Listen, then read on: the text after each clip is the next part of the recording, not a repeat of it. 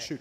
So we're going to talk about audience factors, and I think just what Spencer was saying, how audiences are aggregated and found and then advertised to is changing quite a bit as we move from the analog era into a digital era. And so we're going to talk a little bit about how that's done. Let me introduce the panelists really quickly. First, we have Kate Burns. She is the head of sales for AOL Europe. Next to Kate is Carolyn Everson, the corporate VP of global ad sales and strategy at Microsoft. And Dev Patel, VP of Advertiser and Publisher Solutions at Yahoo. And finally, Curt Hecht, who is the president of the VivaKi Nerve Center. Curt, you want to start off by talking, well, you were next to me. Yeah, you're polite. I'm really distracted, though, because to start, I have to do a little press thing, and they're going to ask me what Muppet I am, right, Carolyn? So I'm a little distracted by that question, but I'll try and hold yours. What did you answer? I don't know yet. Okay. Maybe we'll figure it out after this panel. So on a related topic. It's about audiences. Absolutely. And I think it might be Kermit. From a very macro perspective, how has the process of finding an audience changed in the last 3 to 5 years? From your perspective. I think the biggest thing for us is that we can roll our own audience, so to speak. So our planners are really good at understanding consumers. They've got great insight around that. And for the longest time, it's always kind of gotten broken down into a demographic. So great consumer insight around a brand, what they're interested in, what they're passionate about, and then we go and buy adults 18 to 49 by telling a media company that we work with that's what we want. In the last 2 years, and search, I think, was the first indicator of really being able to buy against people's intent, which changed the notion of how we would message and connect with audiences. But more recently, in the last 2 years, with the rise of all the supply in the display marketplace, we've been able to go into the market using our own tools and technology and actually assemble audiences for our clients that I think are more closely aligned with who it is that they're trying to reach. And so, and it's really working with these companies that have those big pools of audiences that we can actually do that. So Dev, Yahoo has a very large pool, big audience. How do you see the role of, you guys were sort of formerly known as a portal. Do you see that, do you still see yourselves as a portal? And if so, how is that going to change? It's that P word, isn't it? Everybody wants to talk about portal. What's a portal? Is it a place where... Brian, you're the first one to use that in a while.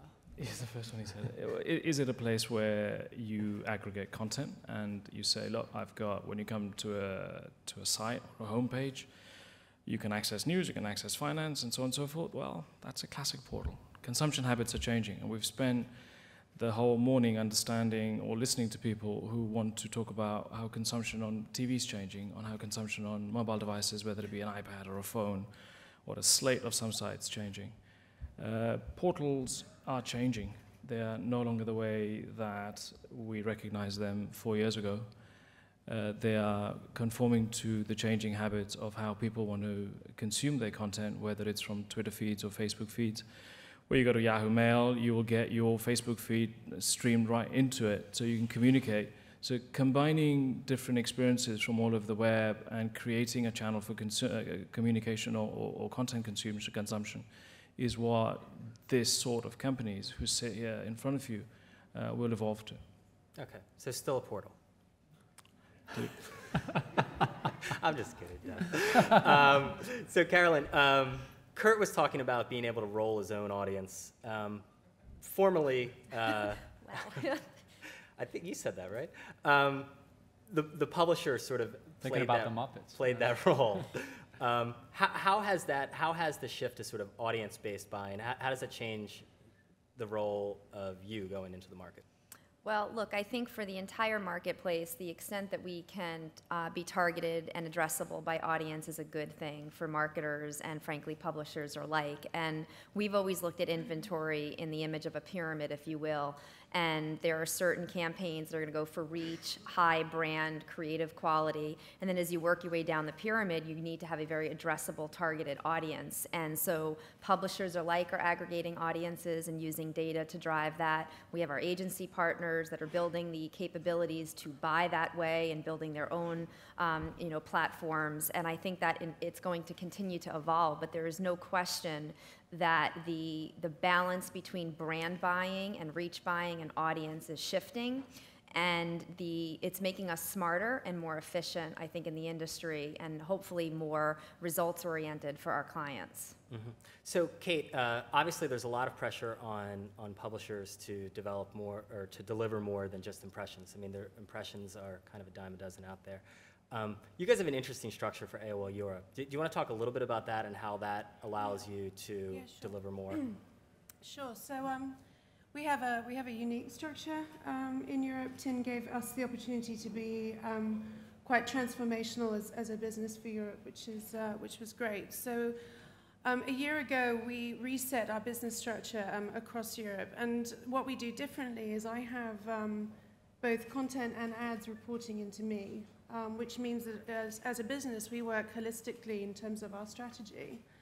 In many other organizations, both traditional and digital, content and ads are almost like church and state. So within that, it's a kind of healthy tension, but it also means that in many ways, content will go in one way and ads will go in the other.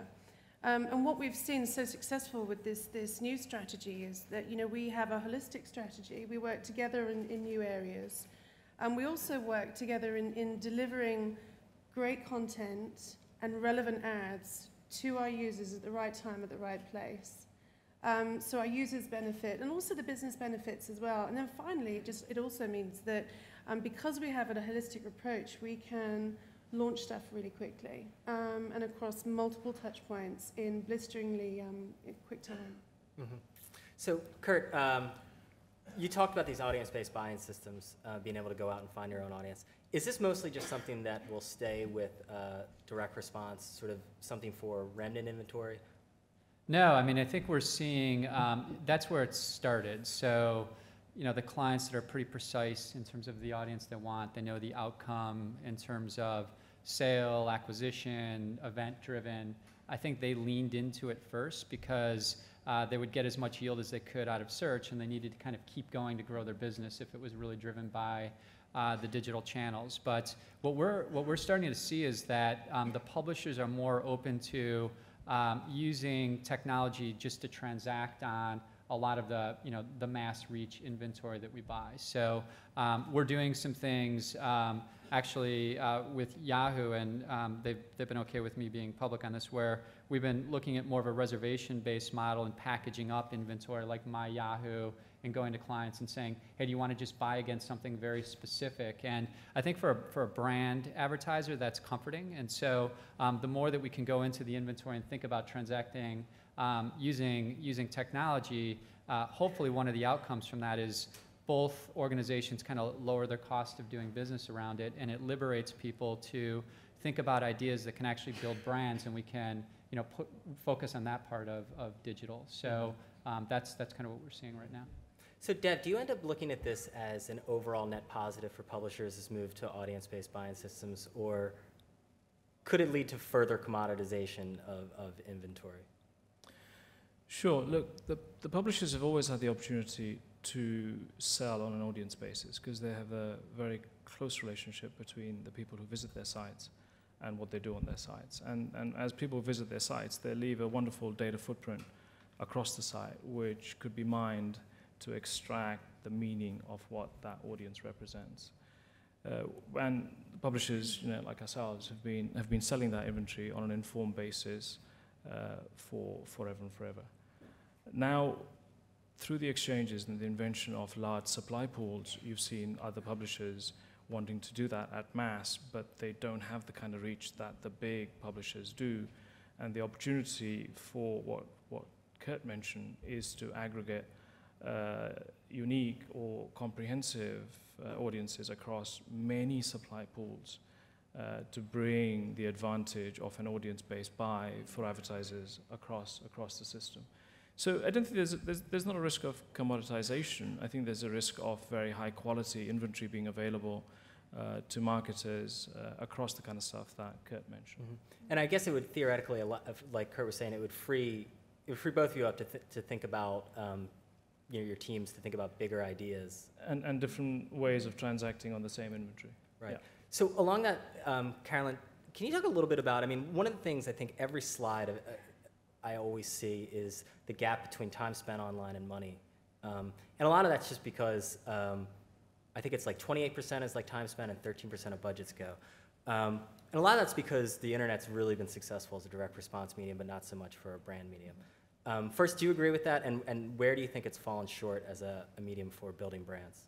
Well, this question's sort of near and dear to my heart because I just recently came from Viacom where, it was on the premium and we mostly did premium brand advertising.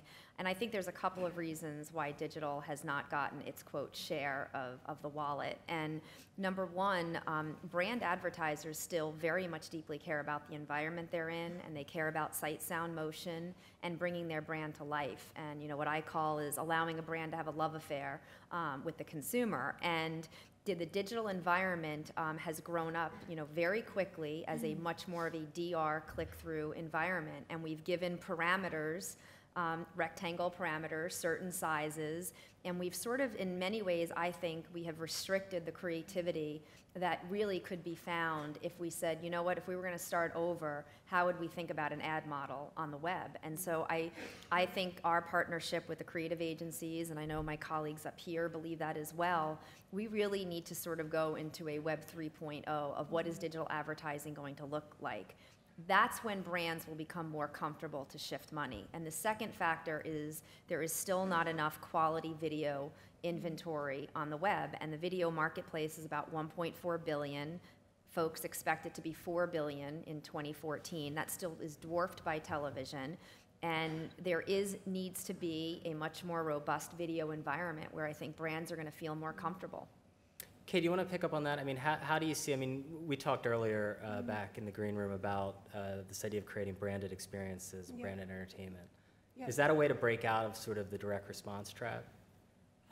Yeah, so I think I completely agree with Carolyn. So I think there's a few points I want to say on this. I think as a team and a group and as a marketplace, we need to look at other ways to measure advertising, not just click-through rate, because I think this has been an albatross that's been hanging around our necks for too long. There's also a lot of discussion on how we will measure against engagement and other forms of interaction, but we haven't seen a lot of movement. So I think we need to work hard in addressing that. So, that's the first. The second, I think, again, as an industry, we need to make it easier and cheaper and more efficient for brands and agencies to embark on different formats apart from just UAP. So at AOL, we launched our new format called Devil in the last 3 or 4 months. It's a large format, it's highly interactive, it looks like advertorial, and it's very, very easy to traffic and get out there. And it's successful from both scales, from our side, from a revenue perspective, and also from an advertiser perspective in terms of results. So that's another thing. So we encourage more creativity and innovation around easy to get out there formats. And then, finally, yes, branded experiences is the buzzword, but I think, again, in terms of the people that you see here, portals allow branded experiences to get off the ground so quickly because we have such scale in terms of audience. And again, we allow brands to have that one-on-one communication, across a plethora of areas within our portals. So from email to chat, to various vertical properties. There is a one experience, portal experience, within AOL, for example, that a brand can quickly hinge off. So we see, a lot more activity around that and investment in 2011. Can I make one comment on that? So, around the brand experience, back in 98, 99, search was kind of a crappy experience, right? It just didn't work. Banner ads, it was gamed, and nobody really enjoyed the experience. And then Overture and Google got it to work from an experience standpoint in advertising, and it wasn't that search wasn't good, it's just that the experience around the advertising wasn't that great. And in the last year, when you look at the impact of Apple and iAd, not from necessarily a scale perspective, but a new entrant kind of coming into the marketplace from an advertising perspective, what we've seen is like the CMOs, because it's Apple, but the CMOs looking at that iAd and saying, wow, we can really think about this canvas in a different way in terms of the consumer experience, the marketer experience, and I think that that's had an impact in terms of the way that Yahoo's been developing, the way that Devil, and I don't want to say it's direct, but I think it's kind of, and that's a good thing for the market as a whole, because I think it's getting a lot of the brand marketers to say, well, we didn't need to be kind of contained in that box. I mean, it's actually a bigger landscape and a bigger playing field, and you're seeing that kind of move now through all these different screens, which I think is good. So with clients, I mean, do you see that the creative capabilities, like you were saying, as being a bigger thing holding it back, or do you see that just the nature of it being fragmented being a larger issue? I think that I think part of this is a little bit historical. So when digital media started to kind of take off, it was the media guys that were meeting with the digital media companies and just seeing it faster than the creative agencies were. Now I think there's this new shift where more of the creative agencies are going to see Apple. I mean, I was at Facebook last week, and interestingly enough, I mean, they were talking about some of the, I don't know if it's public yet, so I'm not going to reference the agencies, but some of the best work was coming directly from the creative agencies themselves. And what they said is they've got this challenge, which is at Facebook in particular, it's a consumer experience, and it's not about just sending RFPs and media buys, and how we as agencies really think about how we're going to operate on that platform, which is paid, owned, and earned. And I think, I don't want to do sales pitch for our company, but we're in pretty good shape when we've got Digitas and Razorfish and the media units coming together on that. So I hope we can play on that canvas, which is more than just placing ads, and that's going to change the way that we operate. Mm-hmm. Just to add to that, Brian, I think the innovation in the creative canvas is critical, and Kate mentioned that. We've been sort of stuck in the era of IAB formats, which have been very restrictive. There's been another format category called the OPA formats, which have given us more degrees of freedom. But I think on sites, there are unique opportunities where there is a lot of traffic, where there's high reach, to create experiences in the creative canvas that excite these brand advertisers. We launched a product on the mail login page, which is a big-ass creative format, which is very valuable to advertisers. It's a high-reach product. You can engage in creativity over there in ways that you can often on other IAB formats. So that's key, understanding the audience, but also measuring the interactivity of what happens. And interactivity measurement isn't in the form of a click, right? What's happening after that ad is shown? What do people tweet about? What do people post on their Facebook newsfeed? What do they search on? Right? To bring all those interactions into some form of a measurement bucket that allows a brand advertiser to feel that the campaign is successful, that's going way beyond they've been thinking in terms of GRP is also one of the drivers that'll make this thing happen.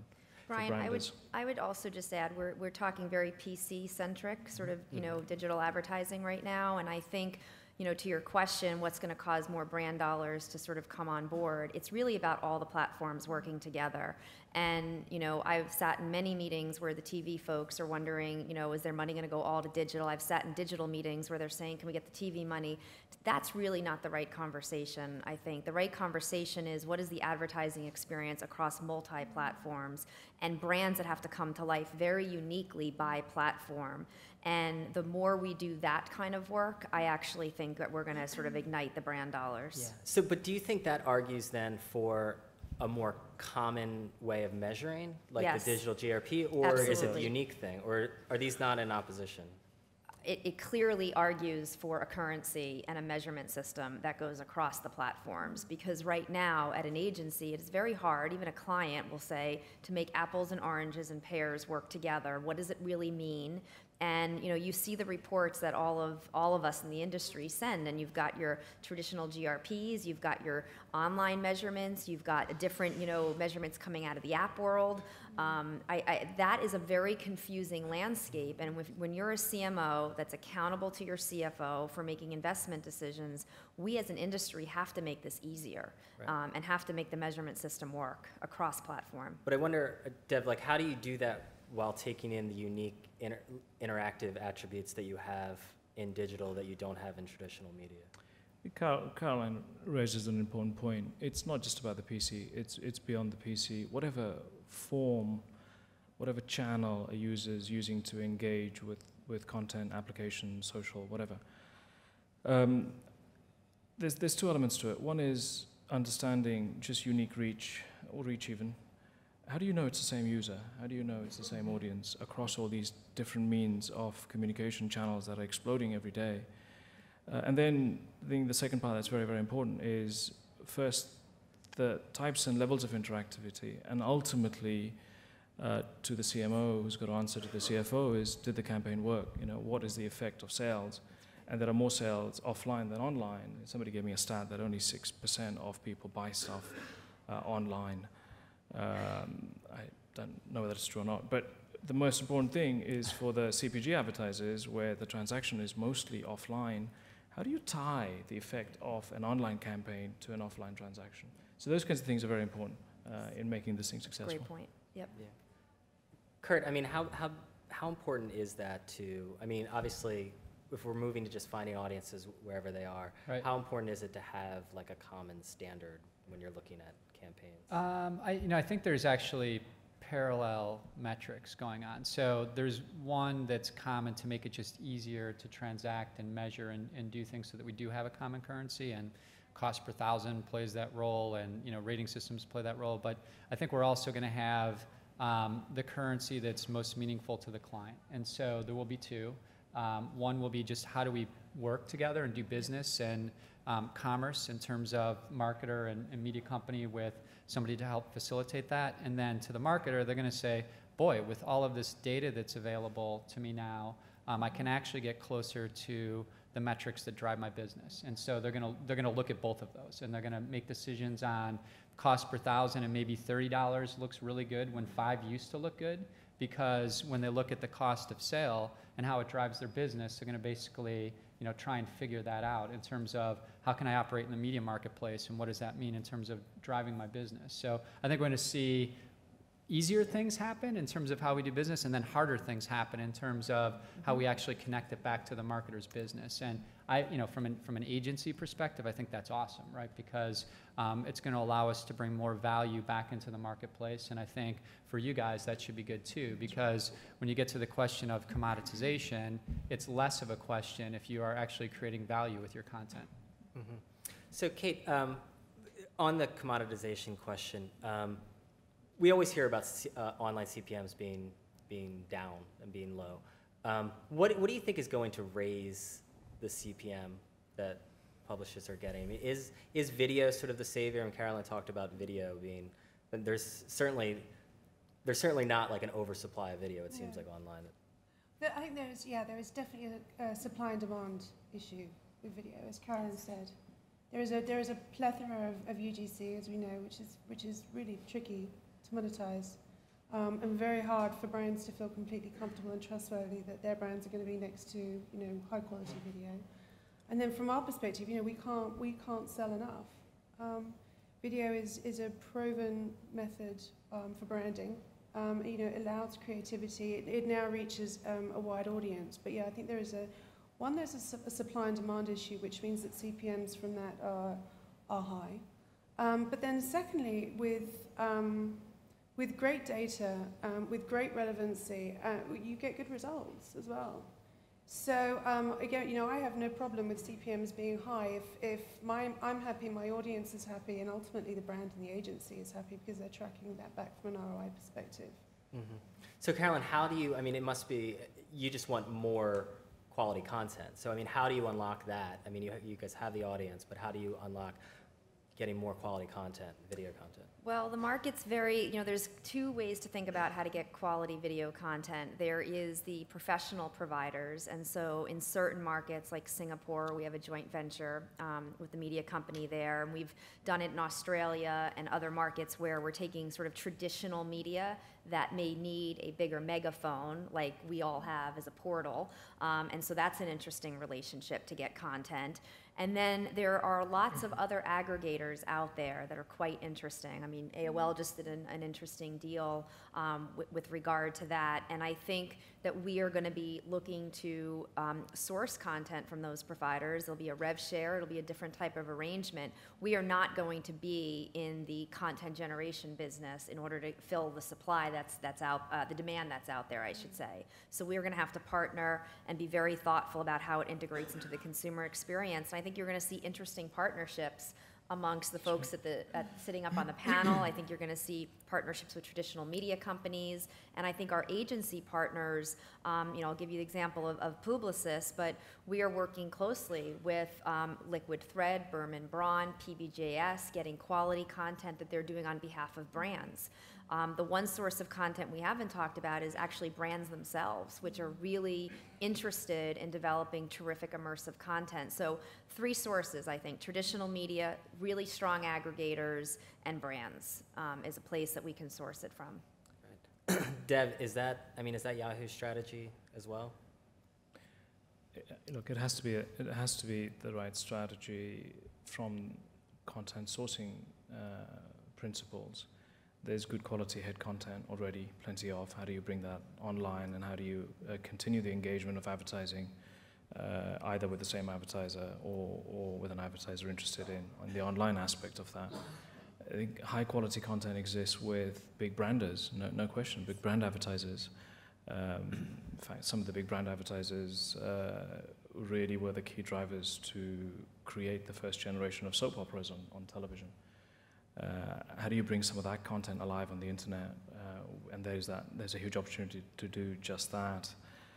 And new content gets created when you think of custom branded entertainment or custom branded experiences, where the opportunity to engage very high quality content, either in the form of a video, and often video becomes a core part of that, with the audience and develop that connection online, is an opportunity that's certainly being explored and exploited for the benefit of both the user, because it's high quality content, and the advertiser, could you get a very engaged audience. Yeah, I want to get to audience questions. Go ahead. Yeah, just one thing on the video. So I think you guys have covered all the kind of the premium, and so from a context perspective. But last week we announced that we're going to focus more on kind of the automated side of video as well. So there might be new value mechanisms when I can bring data into the market and start to look at video that we may not have looked at as being quality before because the right audience is there. And so, torso and tail video is certainly out there. I think there's a lot of supply. And I think that, if we can start to use data and technology to basically connect that with what you guys shared, there's probably more supply in the market than we realize and more value. Will it lower overall those video CPMs? Then? I don't necessarily go in thinking about, is it going to lower the cost per thousand? Typically what we go in and say is the client has a need in terms of sight, sound, and motion, and basically getting their brand out there, and they want to do it in video. And so if it's supply constrained, we have to solve problems. And one of the ways that we're going to solve the problem is looking at using data and technology to do that. Will that drive down CPMs? I don't know. Right. So though you'd like to see CPMs come down and keep the fatter margin. What I'd like to see is our ability to go back to and show clients that we're actually driving value around how they spend their money. Right. So if we can do that, I'm happy. Just to elaborate on Curt's point, we have a product called Admira, and which is basically taking set-top box data, and we're now linking that into our online video inventory. And so we're trying to find a way for partners to access content, whether it's in a cable environment, on a traditional TV, or online video that they may otherwise not have thought of, because once you append the audience characteristics to that, you can actually find the right audience. And so I think you're going to see, that's obviously what Google TV is trying to do, but I do think that there is an absolute need to link audience data, but combining actually TV and online video and bringing them into one marketplace. And also there's an opportunity to find that audience outside of the video domain. And I think if you can find an engaged audience outside of the video domain, then you can advertise to that in a very effective way. We got your pattern. Like, we're just taking over the questions now and cycling it down. I want to open it up to audience questions, and absolutely, if you have a suggestion for the Muppets of any of the panelists, please feel free to share. I think we have a few microphones. There's one down here.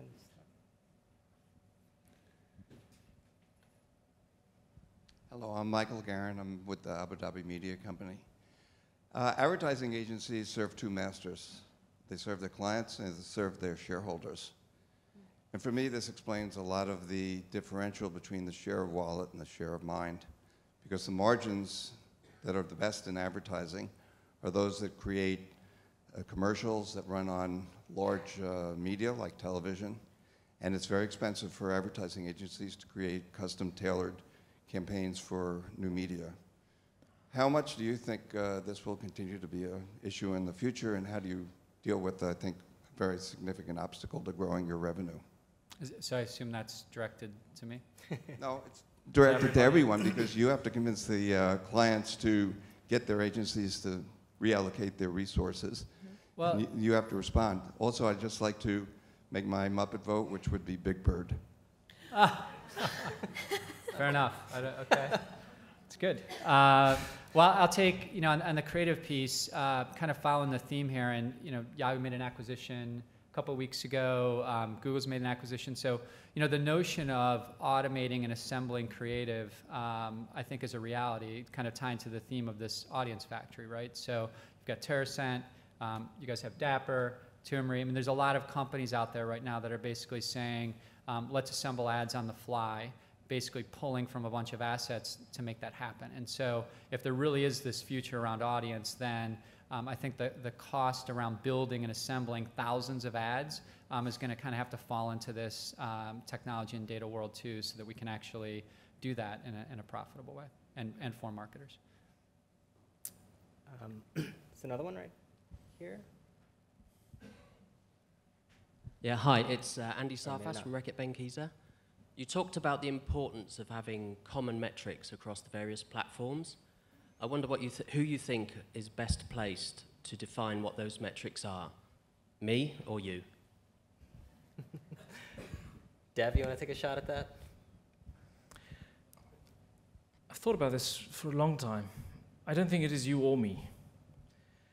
I think there is a education to be done between all of us that informs the advertiser and the agency and the publisher of how the user interaction with different forms of media is changing. And by understanding that, I think there is a metric to evolve. But I personally don't feel it's around the corner or whether it's one metric, because the ability to measure something online and its net effect in an offline sale is a very different way of doing it.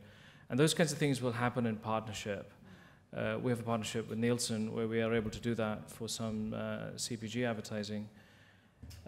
So I think the jury's out, and I also don't believe the underlying technology exists to be able to draw sufficient conclusions across different media to be able to come up with one silver bullet right now. Okay. I don't know. Okay, there's one up front.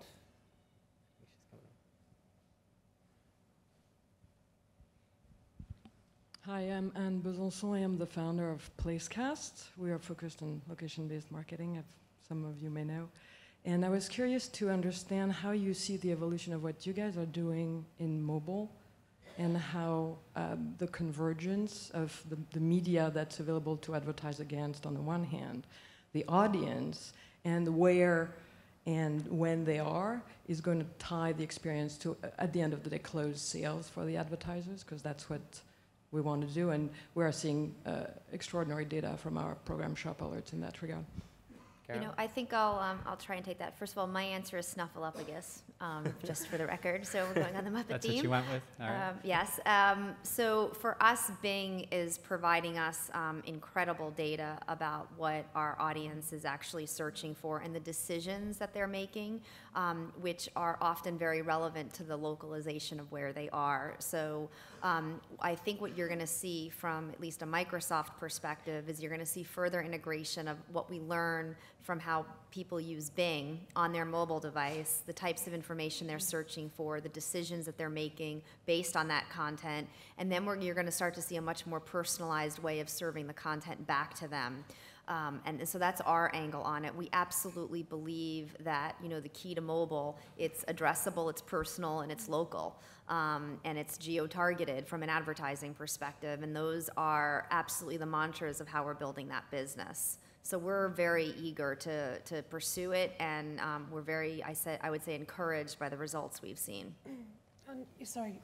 Also from AOL's perspective, as you know, content is really at the heart of our strategy. And within that, mobile, excuse me, mobile comes before, in a lot of cases, before the PC. So before we do a launch, we often think about our mobile strategy, and within that, our tablet strategy as really as step one. So that's with regards to our audience launches. And also you might be familiar with our hyperlocal product, which is Patch. By the end of this year, we'll have around 650 patches across the US, soon to come to Europe. And mobile/patch has been a fundamental part of that strategy. Mm-hmm. So, we see mobile and local hinging together and fusing, rather beautifully from a user and also from an advertiser experience as well. So they really are at the heart of our strategy. One more in the back. Hi, Kirby Winfield from AdExpose. Question for kind of publishers, networks, and agencies, all of whom are represented. You talk about audience buying. You end up talking a lot about, and some of you did today, talk about content adjacency and content quality.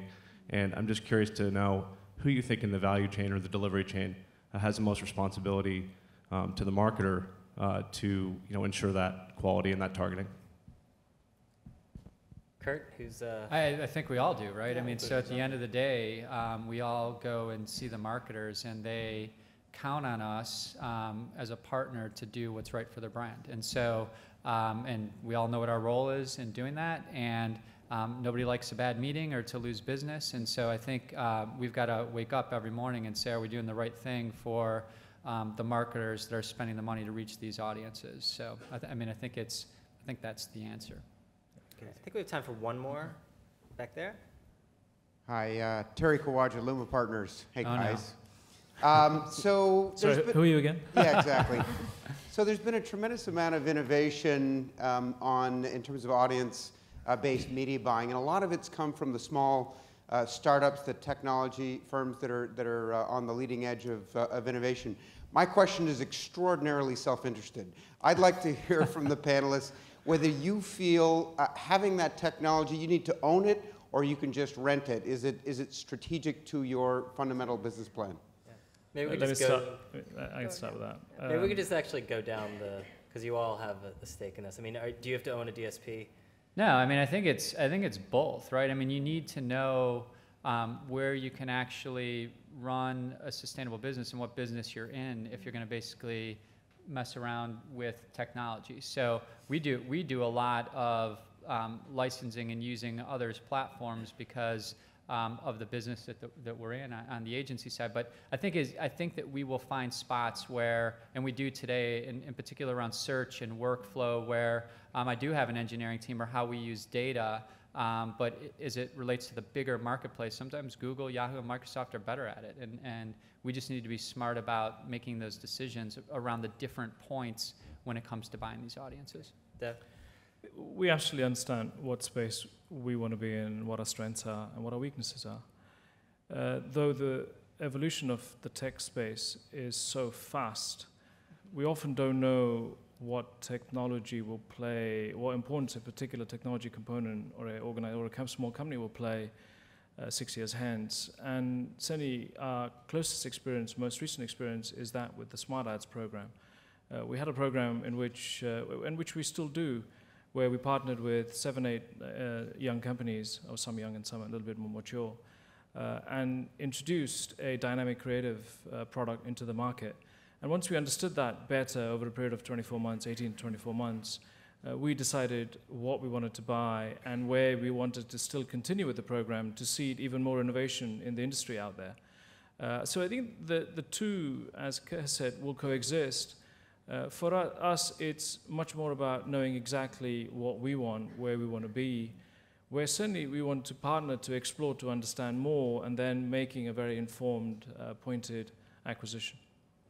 I think from a Microsoft perspective, we're obviously a technology company. We make significant investments, and you'll see us doing that, for example, behind search. But there is often a question of time to market. And we just did a recent deal with AppNexus, for example, and because that was a decision we made that we were not going to be fast enough with our own technology, even though we are a large technology company. And so the truth is that there's still a robust need for startups and entrepreneurial activity for this entire industry. And I think even big, large technology companies can learn an enormous amount. If you just look at what Google has done in the last year in terms of their acquisitions, I think your point would be made right there. We all need to sort of encourage the innovation, the entrepreneurship that happens in the variety of small companies. Okay, Kate, anything to add? Yeah, I mean, gosh, for AOL, advertising.com is, it's critical to my business. I mean, especially outside of the US. So the network provides us, global leverage and scale, whereas O&O, owned and operated content, has to be local. So, my ad platform is really pivotal to my business. So within that, we will aggressively build and acquire where possible to stay relevant and competitive in the marketplace. Okay. Well, I think it's lunchtime, but I want to thank the panelists. Thanks, guys. Thank you, guys. Everybody just stay for 1 minute.